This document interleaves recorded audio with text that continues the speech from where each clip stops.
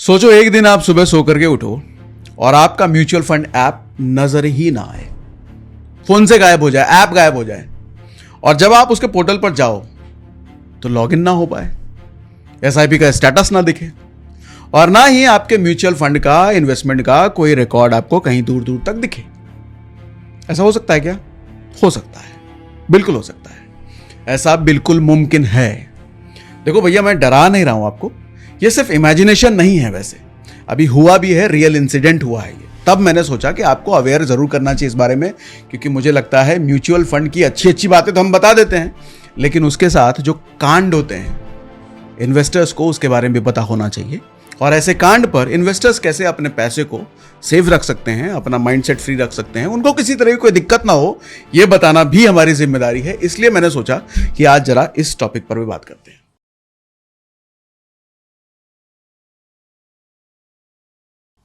अभी देखो हुआ क्या है कि एक ऐप है पिगी म्यूचुअल फंड ऐप, उसके यूजर्स के साथ ऐसा ही कुछ हुआ है। अभी पिगी ने 30 मई को अनाउंस किया है कि जून के एंड तक वो अपना ऐप और वेबसाइट परमानेंटली बंद कर रहे हैं। अब ऐसे में ये बात सुन करके यूजर परेशान हो गए, लाजमी सी बात है, परेशान हो गई। लोग सोचने लग गए क्या मेरा पैसा डूब जाएगा, अब मेरा एसआईपी का क्या होगा, एग्जिस्टिंग इन्वेस्टमेंट किधर जाएगी भैया। आपके मन में भी आया होगा, समझाता हूं।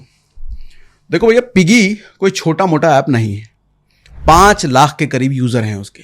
इसलिए भैया जी, फ्यूचर में आपके ऐप के साथ भी ऐसा हो सकता है, अगर पिगी जैसे ऐप के साथ हो सकता है। इसलिए आज के वीडियो में हम बिल्कुल आसान भाषा में समझेंगे कि कल को अगर आपका भी म्यूचुअल फंड ऐप, जिधर भी आपने इन्वेस्ट कर रखा होगा, एंजल वन में कर रखा होगा, ग्रो में कर रखा होगा, जीरोधा कर रखा होगा, ईटी मनी, जिधर भी कर रखा होगा, अगर बंद हो गया तो क्या आपका पैसा और एग्जिस्टिंग पोर्टफोलियो सेफ है? आपकी एग्जिस्टिंग एसआईपी का क्या होगा? क्या आपको सब कुछ विड्रॉ कर लेना चाहिए? फ्यूचर में एसआईपी कहां से होगी? और पूरी म्यूचुअल फंड इन्वेस्टमेंट का रिकॉर्ड और स्टेटमेंट और टैक्स रिपोर्ट वगैरह वगैरह कहां से मिलेगा?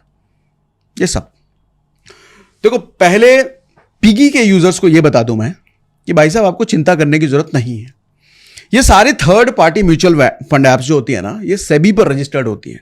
Third party mutual fund app मतलब जैसे ग्रो, जीरोधा, एंजल वन, इनकी बात कर रहा हूं, इनको बोल रहा हूं मैं थर्ड पार्टी ऐप। तो गुड न्यूज ये है कि आपका पैसा बिल्कुल सेफ है, चाहे पिगी हो, जीरोधा हो, ग्रो हो, कोई भी हो, एंजल वन हो। म्यूचुअल फंड का पैसा वैसे भी इनमें से किसी ऐप के अंदर नहीं होता। सबसे पहले तो यह समझ लो, आप ऐप के जरिए पैसा इन्वेस्टमेंट जरूर करते हो, लेकिन ऐप में पैसा रह जाता है, ऐसा नहीं होता। ऐप के जरिए पैसा कहीं और जाता है। कहां जाता है वो बात करेंगे। देखो, जैसा बताया, ऐप में पैसा रहता नहीं है, वो फंड हाउस में जाता है। फंड हाउस का मतलब, हाँ, जहां फंड मैनेजमेंट हो जाता होता है, जैसे HDFC mutual fund, Motilal Oswal, SBI mutual fund, Nippon, quant, Tata, Invesco, ये सब बड़े बड़े फंड हाउसेस हैं जिनके पास फंड जाता है। किसके थ्रू? इन एप्स के जरिए। तो कल को इन ऐप्स पर भी खतरा आया तो टेंशन नहीं है। और एक बात समझो, फंड हाउस में तो पैसा जा रहा है, उस पूरे पैसे का हिसाब रखने के लिए 2 कंपनी है, कैम्स, CAMS, और दूसरा होता है के फिनटेक। ये 2 ऐसी कंपनियां हैं जो RTA हैं और उनका रिकॉर्ड रखते हैं। अब आपके मन में सवाल आएगा कि ये RTA क्या होता है? समझाता हूं। फुल फॉर्म होता है, देखो, रजिस्ट्रार एंड ट्रांसफर एजेंट। ये दोनों कंपनी आपके म्यूचुअल फंड इन्वेस्टमेंट और ट्रांजैक्शन का पूरा रिकॉर्ड मेंटेन रखने का काम करते हैं। जैसे कि किसने कितना पैसा इन्वेस्ट किया, कब किया, कौन सा फंड लिया, मतलब एक तरह की ये नोटबुक होती है जहां आपके सारे म्यूचुअल फंड की पूरी हिस्ट्री होती है, ये समझ लो। देखो भैया, हर AMC यानी कि जो फंड हाउस होता है, एसेट मैनेजमेंट कंपनी को ही हम फंड हाउस कहते हैं, ठीक है, इनमें से किसी भी एक RTA के साथ ही काम करती है, बिना RTA के काम नहीं करेंगे, ठीक है। अगर आपने म्यूचुअल फंड, मान लो HDFC म्यूचुअल फंड लिया है, तो उसे कैम्स हैंडल करता है, और निपॉन म्यूचुअल फंड लिया है तो उसका रिकॉर्ड के फिनटेक मेंटेन करता है। अलग अलग फंड हाउस का कनेक्शन अलग अलग RTA के साथ होता है। वैसे ही बाकी फंड हाउसेस का रिकॉर्ड भी इनमें से ही किसी RTA ही मेंटेन हो रहा होगा, किसी न किसी RTA में, ठीक। तो अगर आप 2 या 2 से ज्यादा फंड हाउस में इन्वेस्टेड हो, HDFC में भी हो, इधर निपॉन में भी हो, और अगर ऐसा है तो आपको दोनों RTA के अलग अलग पोर्टल पर जाकर के अपना पूरा डेटा देखना पड़ेगा।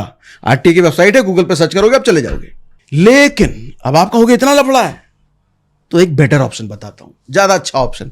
पहले मैं समस्या बताता हूं, फिर समाधान बताता हूं। आपको लग रहा होगा ना इतना लफड़ेबाजी करना पड़ेगा, सर कहीं नहीं जाना। अब चले जाओ सीधा MF central. MF central Google पे रखो, उसकी वेबसाइट आ जाएगी। क्या है ये कंबाइंड प्लेटफॉर्म है जो कैम्स और फिनटेक ये दोनों मिलकर के बनाया गया है, मिला करके बनाया गया है, ये समझो। यहां पे आप अपने सारे म्यूचुअल फंड इन्वेस्टमेंट को एक जगह पर देख सकते हो, चाहे वो किसी भी फंड हाउस का हो। किसी भी का मतलब किसी भी। तो कहने का मतलब यह है कि पिगी जैसे म्यूचुअल फंड एप्स सिर्फ एक म्यूचुअल फंड ट्रांजैक्शन का जरिया है, इससे ज्यादा कुछ नहीं। अगर ऐप बंद भी हो जाए तो भी आपका पैसा डिस्टर्ब नहीं होता, आपका पैसा बिल्कुल सेफ है। अब आप पूछोगे कि ऐप बंद होने के बाद एग्जिस्टिंग एसआईपी का क्या होगा, तो आपको बता दूं पिगी के केस में क्या हुआ है कि पिगी ने यह बोला है कि उसके थ्रू जितनी भी एसआईपी सेट की गई हैं वो 20 जून तक पिगी अपने आप बंद कर देगा।